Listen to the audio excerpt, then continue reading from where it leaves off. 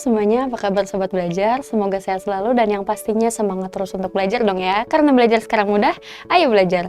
Perkenalkan, nama saya Winda Sulistia yang hari ini akan menemani Sobat Belajar semua untuk belajar bahasa Indonesia. Nah, kira-kira kali ini apa sih yang akan kita bahas di perjumpaan kali ini? Nah, jadi saya sudah mempunyai satu judul, yaitu basa-basi yang sudah basi. Kira-kira apa sih ini tentang basa-basi ini? Nah, pastinya Sobat Belajar kalau sedang berbincang ataupun juga ngobrol gitu ya dengan orang lain ataupun juga teman, pasti terkadang kita suka bingung mengungkapkan apa sih ketika mereka curhat, suka bingung gimana nanggepinnya, ataupun juga bingung gimana mengungkapkan sesuatu tanpa menyinggung, atau juga gimana caranya biar kita nggak enakan nih sama orang gitu kan untuk mengungkapkan sesuatu itu. Nah, jadi di sini kita akan membahas mengenai gimana sih cara biar nggak enakan ke orang. Oke, penasaran seperti apa materinya? Jangan kemana-mana, karena belajar sekarang mudah, ayo belajar. Jangan lupa belajar, karena sekarang belajar itu mudah. Ayo belajar! Nah, Sobat Belajar, karena judulnya basa-basi yang sudah basi, nah biasanya umumnya orang Indonesia ini kan memang suka sekali dengan basa-basi gitu ya. Pertanyaan-pertanyaan ataupun juga obrolan-obrolan yang sebenarnya nggak perlu-perlu banget diucapkan, tapi untuk menjalin suatu ikatan aja gitu atau silaturahmi aja agar tetap terjaga begitu. Nah, Sobat Belajar pernah nggak sih kita bingung gitu ketika ada orang lain ataupun juga teman Sobat Belajar yang curhat ke kita nih mengenai masalahnya, ataupun ketika mereka sedang menceritakan apapun gitu ya, terus kita bingung gimana sih nanggepinnya gitu, atau kita iya aja, atau mungkin kayak ada unek-unek sebenarnya kita nggak setuju, tapi kita tuh kayak nggak enak gitu untuk menyampaikan ketidaksetujuan kita ini. Atau juga mungkin secara tidak sadar kita juga sering menanggapi cerita-cerita dari orang lain itu secara nggak sadar kita tuh menyinggung perasaan mereka. Nah, jadi kali ini kita akan membahas mengenai gimana cara menanggapi sesuatu begitu. Sebelumnya, saya di sini memiliki suatu teks yang berjudul Lukisan Pemandangan Flores karya Basuki Abdullah. Jadi ini mengenai tanggapan, bukan merupakan cerita saja tapi banyak hal yang bisa ditanggapi. Contoh misalnya seperti karya atau seperti peristiwa ataupun juga fenomena sekarang misalnya pandemi COVID-19 ini gitu. Nah, di sini judulnya adalah Lukisan Pemandangan Flores karya Basuki Abdullah. Langsung aja kita bacakan. Basuki Abdullah merupakan salah satu maestro lukis terbesar di tanah air. Ia adalah pelukis naturalis yang karyanya menggema hingga pelosok dunia. Ciri khasnya adalah bagaimana ia mampu melukiskan pemandangan atau potret dengan gorisan kuas yang ekspresif, namun tetap rapi dan mirip dengan keadaan aslinya. Salah satunya adalah lukisan yang berjudul Pantai Flores. Lukisan ini menggambarkan keindahan Pantai Flores dengan apa adanya dalam sudut pandang yang istimewa. Basuki Abdullah mengambil seluruh bagian alam yang ada di pantai secara rakus namun dalam cara yang indah. Hutan, bukit, pantai, dan lautan memenuhi lukisan pemandangan ini.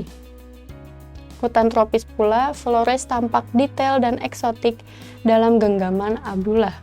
Pohon-pohon meliuk ke sana kemari ditempatkannya di bagian paling depan pemandangan, menjadikannya figur kuat untuk menyokong pemandangan yang lain.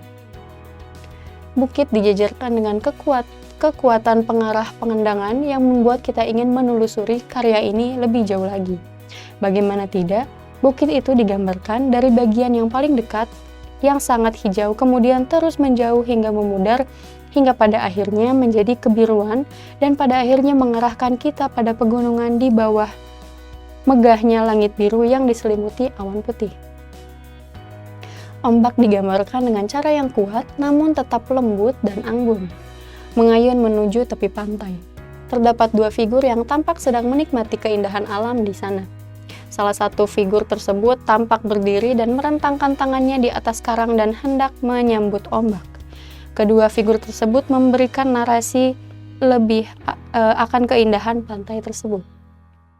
Karya ini sungguh merupakan mahakarya tiada tara yang berhasil menciptakan suasana keindahan alam Indonesia lewat sudut pandang yang sangat cemerlang. Komposisi disusun secara apik dan berhasil memuat semua keindahan yang ada di sana tanpa menjadi berisik dan tetap harmonis meskipun terhitung rakus dalam mengambil subjek lukis. Hal tersebut merupakan salah satu ciri khas dari Basuki Abdullah yang mampu menyulap suatu pemandangan rumit menjadi karya naturalis yang indah dan apik. Nah, jadi itu adalah contoh dari teks tanggapan. Nah, dia menanggapi apa di sini? Dia menanggapi mengenai suatu karya. Apa kira-kira karyanya? Karyanya itu adalah lukisan pemandangan Flores yang dibuat oleh Basuki Abdullah. Nah, jadi ini contoh dari teks tanggapannya, kira-kira bentuknya seperti ini kurang lebihnya begitu ya. Nah, jadi di dalam teks tanggapan ini kita bisa saja menanggapi sesuatu fenomena, suatu peristiwa, ataupun suatu karya. Tentunya bukan hanya berupa kritikan ya.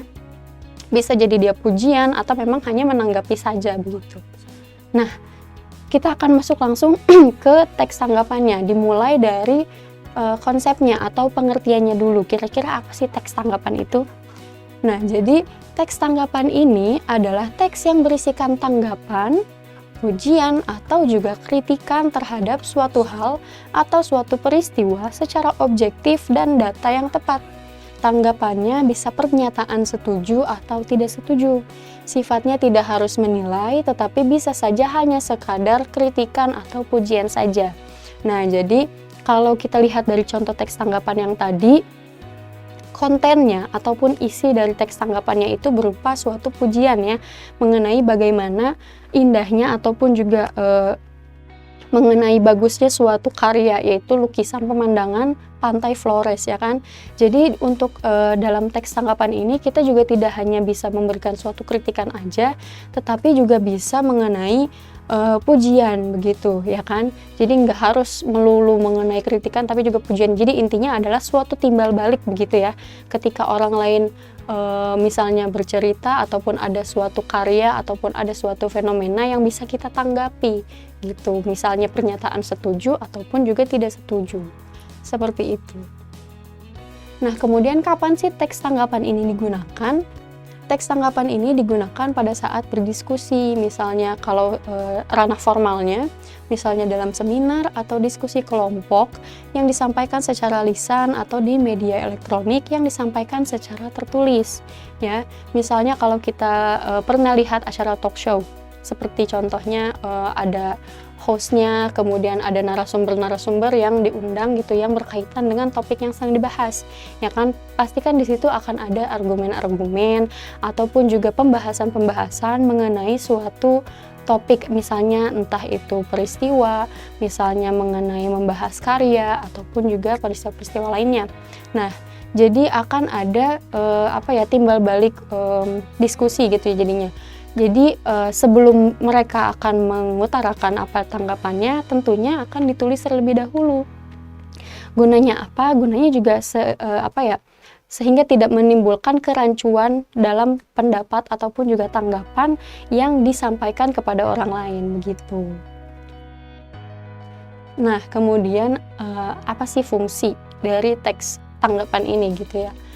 Gunanya untuk apa gitu? Yang pertama, untuk mengapresiasi suatu karya atau suatu hal yang dilakukan oleh orang lain. Kemudian memberikan kritik yang membangun terhadap suatu karya atau suatu hal yang dilakukan oleh orang lain. Kemudian untuk memberikan saran terhadap suatu karya atau hal yang dilakukan orang lain secara sistematis dan juga terarah.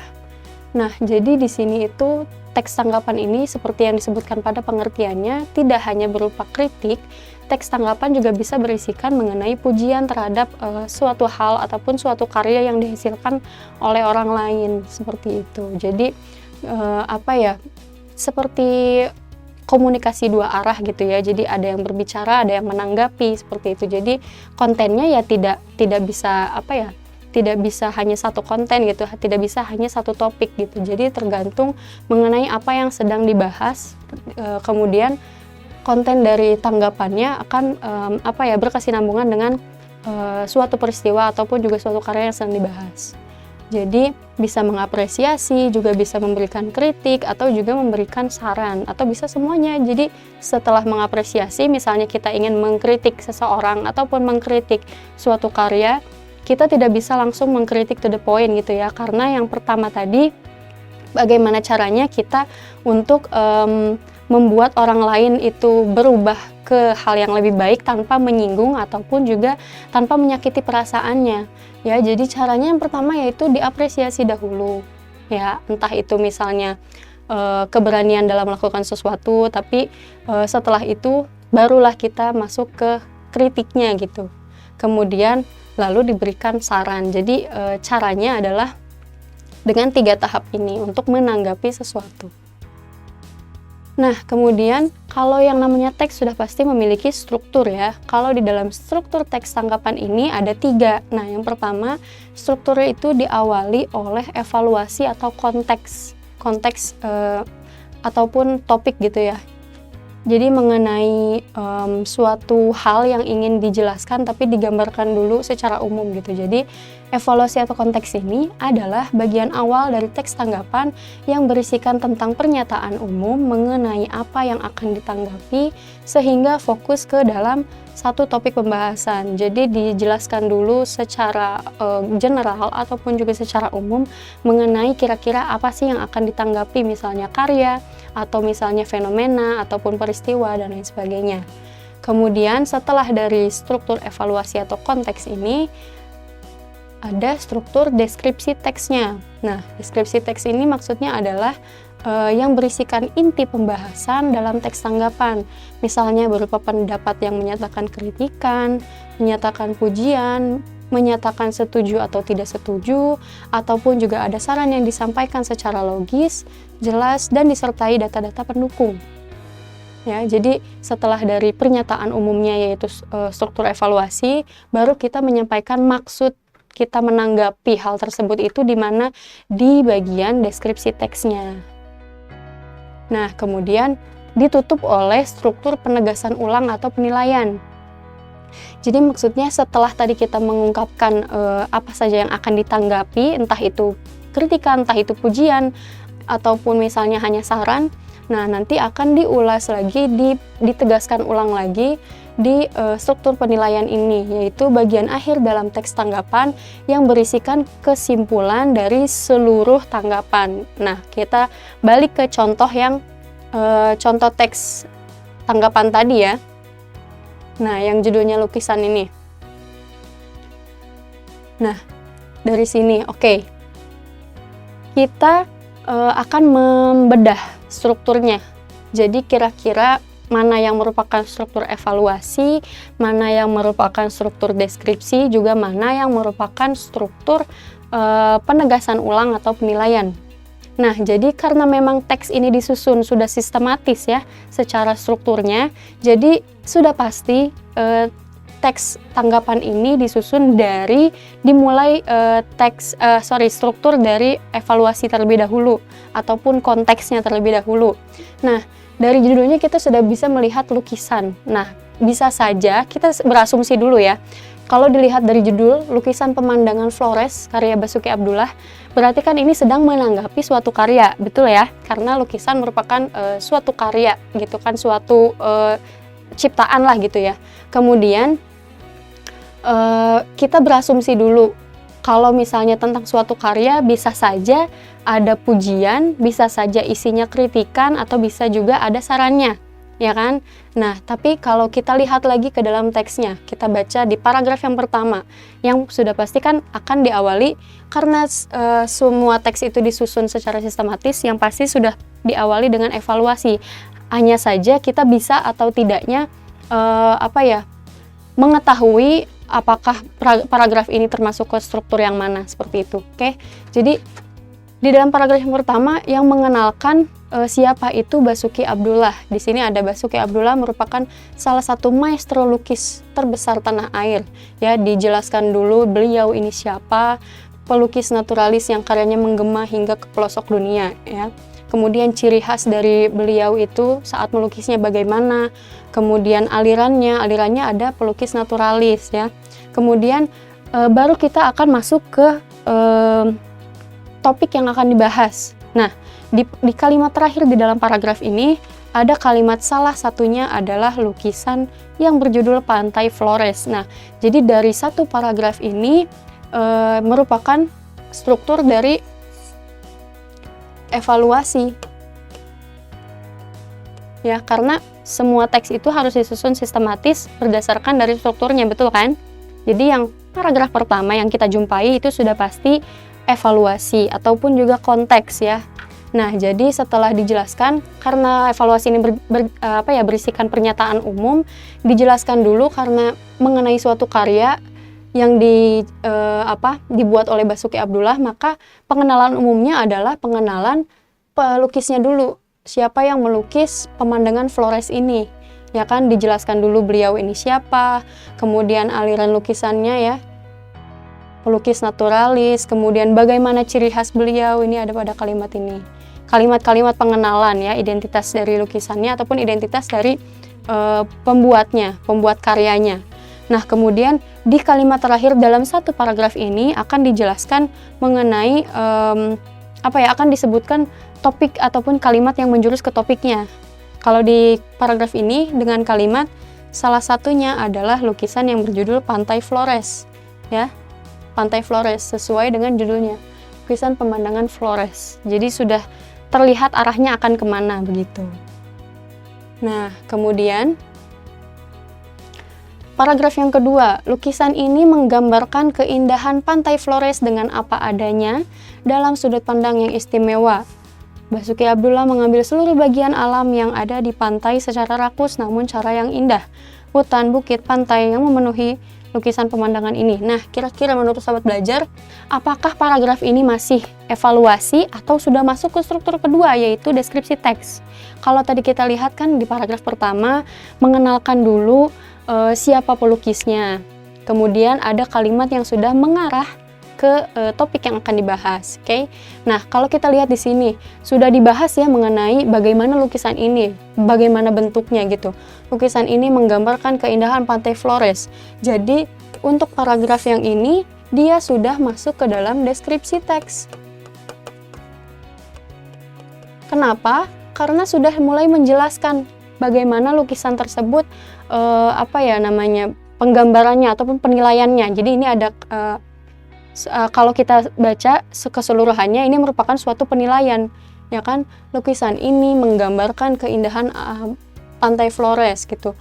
Terus kemudian dia menunjukkan menggambarkan keindahannya ini dalam bentuk apa gitu. Bagaimana dia Basuki Abdullah ini menggambarkan keindahannya. Ada kata-kata mengambil seluruh bagian alam, kemudian ada hutan, bukit, dijelaskan lagi secara terperinci bagaimana lukisan ataupun juga wujud dari lukisannya. Ya, jadi paragraf yang kedua ini sudah masuk ke dalam deskripsi teks. Nah, kemudian paragraf yang ketiga, apakah paragraf yang ketiga ini sudah masuk ke struktur yang ketiga atau memang masih di deskripsi teks? Kita lihat lagi. Nah, hutan tropis pula Flores tampak detail dan eksotik. Nah, di sini masih dijelaskan mengenai detail-detail dari lukisannya. Dia menjelaskan mengenai hutan tropis Flores yang tampak detail dan eksotik. Kemudian ada menggambarkan atau mendeskripsikan pohon-pohon yang meliuk. Kemudian ada yang, nah ini menjelaskan bahwa ada pemandangan lain yang menyokong pemandangan lainnya juga. Jadi masih menggambarkan mengenai lukisannya gitu, masih dijelaskan. Yang artinya paragraf ini juga masih termasuk ke dalam deskripsi teks. Jadi masih ada di struktur yang kedua begitu ya, belum masuk ke struktur yang ketiga. Nah, kemudian ini juga bukit dijajarkan dengan kekuatan pengarah pandangan yang membuat kita ingin menelusuri karya ini lebih jauh lagi. Bagaimana tidak, bukit itu digambarkan dari bagian yang paling dekat, yang sangat hijau, kemudian terus menjauh hingga memudar akhirnya menjadi kebiruan. Nah, di sini juga ternyata masih ada pada struktur yang kedua, yaitu deskripsi. Ingat ya, kata-katanya adalah deskripsi. Kata kuncinya strukturnya deskripsi. Di sini dia masih mendeskripsikan bagaimana lukisan tersebut divisualisasikan gitu ya. Jadi ada bukit yang dijajarkan, kemudian bukit itu digambarkan dari yang tadinya hijau hingga memudar menjadi kebiruan. Ini masih mendeskripsikan lukisannya gitu ya. Tadi menjelaskan mengenai lautannya, kemudian hutannya, kemudian yang ini menjelaskan atau mendeskripsikan mengenai bukitnya. Jadi masih ada di struktur yang kedua. Kemudian ombak digambarkan dengan cara yang kuat. Nah, ini sudah terlihat jelas ya. Ada kata-kata ombak digambarkan dengan cara kuat. Kemudian mengayun menuju tepi pantai. Kemudian terdapat dua figur. Nah, ini masih berupa kalimat-kalimat deskripsi begitu. Jadi, paragraf ini pun masih membahas mengenai struktur yang kedua, yaitu deskripsi teks ya. Nah, lalu paragraf yang terakhir apakah masih deskripsi teks atau penegasan ulang. Jadi karena diingat lagi suatu teks itu sudah pasti disusun sistematis dan utuh, semua strukturnya pasti terpenuhi ya kan. Nah, ini merupakan kalimat ataupun juga paragraf yang terakhir. Sudah pasti kalau memang yang pertama itu sudah pasti urutan yang pertama, maka paragraf terakhir pun memang urutan yang terakhir juga, yaitu penilaian atau penegasan ulang. Nah, jadi pada kalimat ataupun paragraf ini merupakan struktur yang ketiga, yaitu penegasan ulang, karena memang ini paragraf penutupnya. Begitu ya. Jadi disimpulkan lagi, karya ini sungguh merupakan mahakarya tiada tara. Ya, jadi untuk kita menyimpulkan suatu karya ini bagus atau tidak, jadi ada kalimat simpulan di sini kan. Karya ini sungguh merupakan mahakarya tiada tara yang berhasil menciptakan suasana keindahan alam Indonesia. Nah, ini simpulannya. Jadi, untuk kita memuji ataupun kita mendeskripsikan dan menyimpulkan apakah suatu karya ini bagus atau tidak, itu harus ada deskripsinya terlebih dahulu. Tidak boleh simpulannya dulu. Misalnya begini, lukisan ini sangat bagus karena bla bla bla. Nah, kita juga tidak bisa mengatakan seperti itu dulu. Kita harus deskripsikan dulu, baru kita bisa menilai, ya kan? Jadi seperti yang di teks ini, dia deskripsikan dulu bagaimana visualisasi dari bukit, kemudian bagaimana Basuki Abdullah ini memvisualisasikan ombak, kemudian lautan, hutan tropisnya bagaimana. Nah, jadi barulah dapat suatu kesimpulan mengenai penilaian. Ternyata karya ini merupakan karya yang bagus, begitu karena alasan-alasan yang tadi yang sudah dideskripsikan di struktur deskripsi teks. Nah, jadi untuk pada paragraf ketiga ini yaitu penegasan ulang atau penilaian, ya kan? Karena kita menilai gitu, setelah kita menanggapi tadi di dalam deskripsi teks akan ada suatu penilaian dari tanggapan-tanggapan yang kita sampaikan gitu ya. Jadi apakah ternyata kita bisa setuju atau kita tidak setuju, apakah kita bisa menimbang bahwa ini bagus dan tidak, akan ada di paragraf ini seperti itu. Jadi paragraf yang ini adalah paragraf penutupnya, yaitu penilaian dan penegasan ulang. Oke. Nah, kemudian kita akan masuk ke kaidah kebahasaannya, kaidah kebahasaan teks tanggapan. Karena kita ini menanggapi, kita juga harus tahu gitu bagaimana cara menanggapi sesuatu dengan sopan dan juga dengan baik dan benar gitu ya, tanpa menyinggung. Nah, di sini ada beberapa ungkapan. Yang pertama ada ungkapan penguatan. Ungkapan penguatan ini contohnya ada pendapat yang dikemukakan oleh penulis sangat tepat.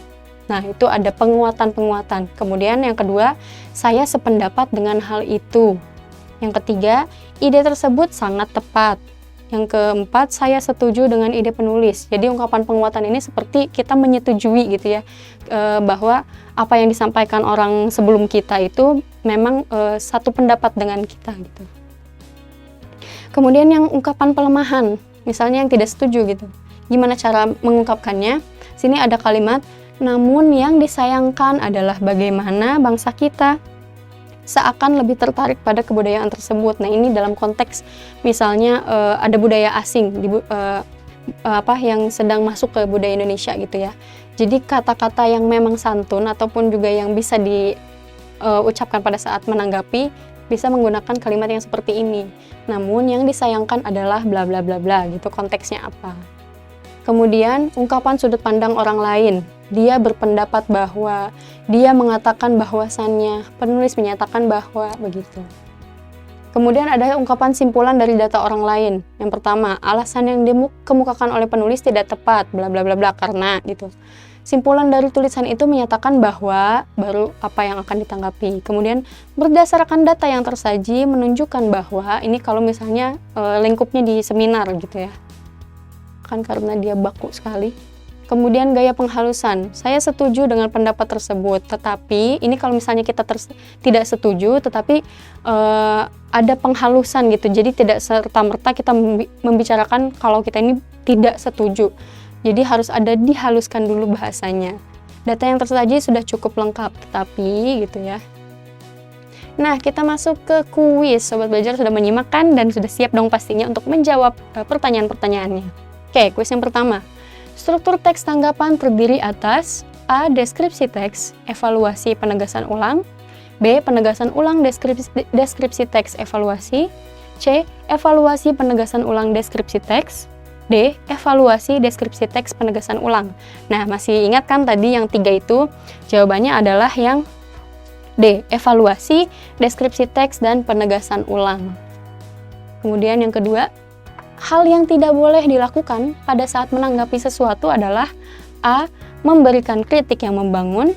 B. Memberikan pujian. C. Menuliskan tanggapan dengan logis dan disertai dengan fakta. D. Menanggapi sesuatu dengan kata yang berkonotasi negatif. Nah, sudah jelas jawabannya, yang tidak boleh dilakukan saat menanggapi adalah yang D. Menanggapi sesuatu dengan kata-kata yang negatif, begitu. Kemudian yang ketiga, sebuah karya seni kelas tinggi dari sang pelukis Maestro Affandi melukiskan sebuah pemandangan alam perkebunan cengkeh, area perkebunan berbukit yang masih alami tampak terlukis apa adanya dari alam. Untuk menghidupkan suasana pada lukisan, dihadirkannya figur manusia sebagai objek pendukung. Tetapi inti dari lukisan yang menunjukkan adanya aktivitas kehidupan yang menyatu dengan alam. Pertanyaannya, kalimat tersebut bertujuan untuk A. Menunjukkan kekurangan karya. B. Menunjukkan kelebihan karya. C. Mendeskripsikan karya. Atau D. Menunjukkan fungsi karya. Kita lihat dari kalimat-kalimatnya. Kira-kira ini menjelaskan mengenai apakah ada kalimat-kalimat yang menjelaskan kelemahan. Di sini tidak nampak ya, karena di paragraf ini menjelaskan atau mendeskripsikan atau menggambarkan dari sebuah lukisan yang dilukis oleh Affandi. Jadi jawabannya adalah yang C. Mendeskripsikan karya. Oke, yang keempat, yang bukan merupakan fungsi dari teks tanggapan adalah A. Memberikan kritik yang membangun. B. Memberikan saran yang baik. C. Mengapresiasi suatu karya atau hal yang dilakukan oleh orang lain.